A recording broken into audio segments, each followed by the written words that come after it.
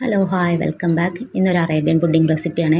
എളുപ്പത്തിൽ ഉണ്ടാക്കിയെടുക്കാൻ പറ്റുന്നൊരു പുഡിംഗാണ് കേട്ടോ. അതിനുവേണ്ടി നമുക്ക് ആദ്യം തന്നെ ഒരു കസ്റ്റാർഡ് മിക്സ് ഉണ്ടാക്കിയെടുക്കുക.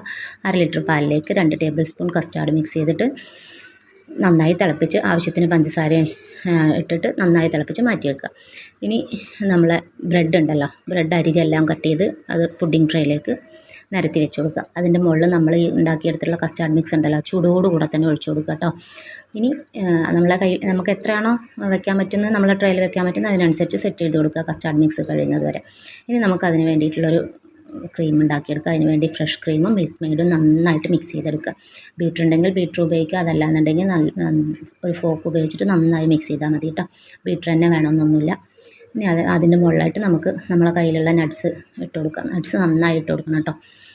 എന്നിട്ട് ഫ്രിഡ്ജിനകത്ത് വെച്ച് നന്നായി തണുപ്പിച്ചിട്ട് ഒന്ന് കഴിച്ച് നോക്കിയേ. നല്ല ടേസ്റ്റാണ് കേട്ടോ.